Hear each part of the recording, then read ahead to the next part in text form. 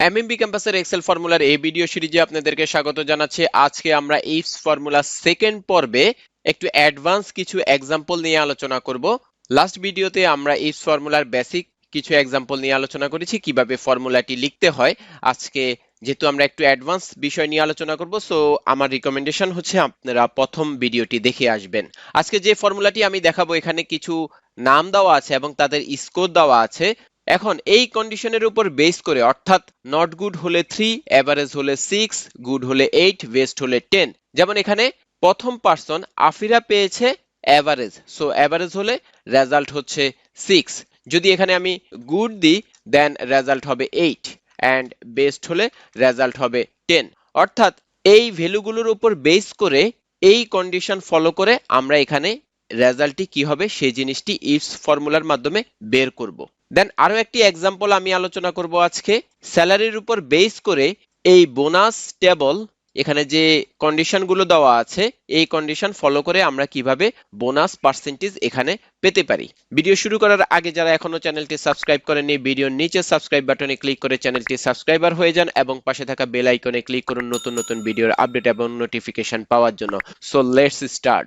এখন আমি C2 সেলের মধ্যে ইফস ফর্মুলাটি লিখব। ইকুয়াল সাইন দিয়ে ইফস ফর্মুলার মধ্যে ডাবল ক্লিক করলাম। আপনারা ইচ্ছা করলে ফাংশন আর্গুমেন্ট উইন্ডোর মাধ্যমেও লিখতে পারেন, সেই ক্ষেত্রে কন্ট্রোল এ দিয়ে এই ফাংশন আর্গুমেন্টের মাধ্যমেও লিখতে পারেন। যেহেতু আমি এটি প্রথম ভিডিওতে আলোচনা করেছিলাম, আজকে আমি সরাসরি সিনট্যাক্সের মাধ্যমে ফর্মুলাটি লিখব। দেন লজিক্যাল টেস্ট 1 হচ্ছে B2 সেলটি যদি আমাদের নট গুড হয়, সো আমি নট গুড লিখে দিলাম।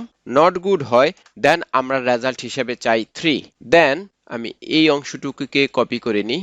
দেন V2 সেলটি যদি আমাদের এভারেজ হয় দেন আমরা রেজাল্ট হিসেবে চাই 6। দেন কমা দিয়ে আবার পেস্ট করে দিলাম আমি যে অংশটি কপি করেছিলাম। দেন গুড, সেক্ষেত্রে রেজাল্ট হচ্ছে 8।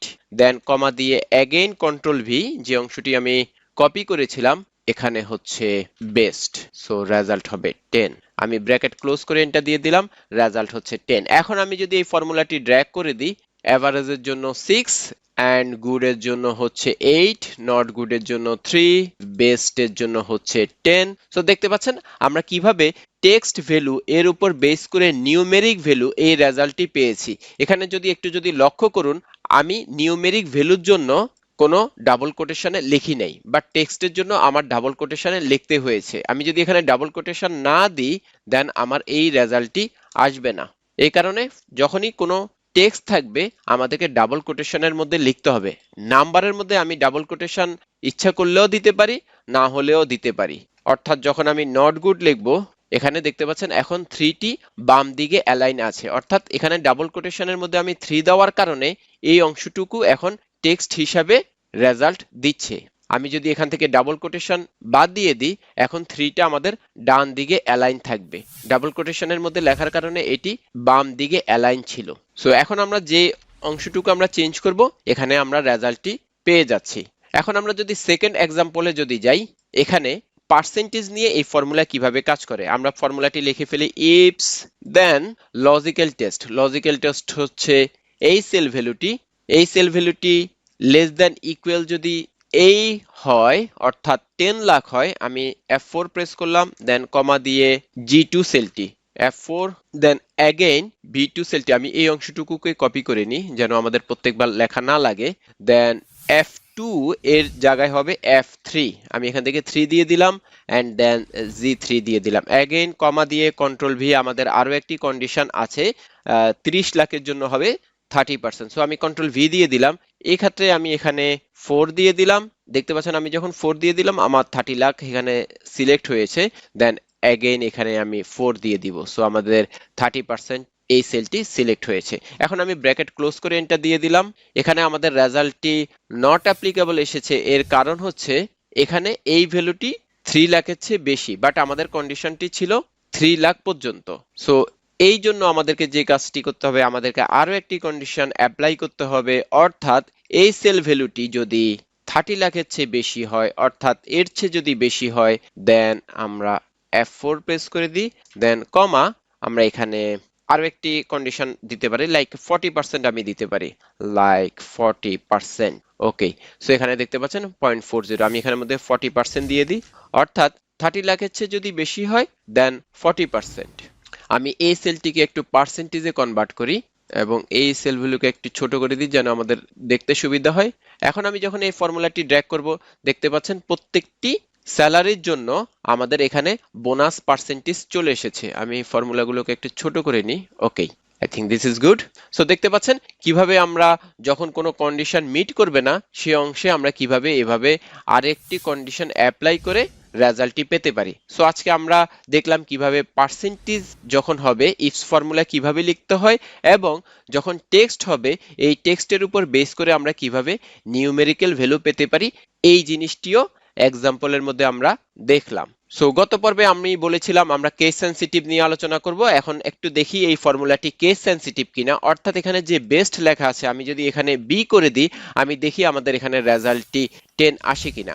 দেখতে পাচ্ছেন এখানে স্টিল রেজাল্টটি 10 এসেছে। এর কারণ হচ্ছে ইফস ফর্মুলা কেস সেনসিটিভ না, অর্থাৎ শুধুমাত্র দেখবে বিইএসটি এই জিনিসটি আছে কিনা, শুধুমাত্র দেখবে বিইএসটি এই ওয়ার্ডগুলো আছে কিনা, ছোট হাতের নাকি বড় হাতের এই জিনিসটি ইফস ফর্মুলা কনসিডার করবে না, অর্থাৎ ইফস ফর্মুলা কেস সেনসিটিভ না। সো আমি এখানে নো লিখে দিলাম। দেন আমরা দেখেছি অপারেটর হ্যান্ডেলিং কিভাবে করতে হয়।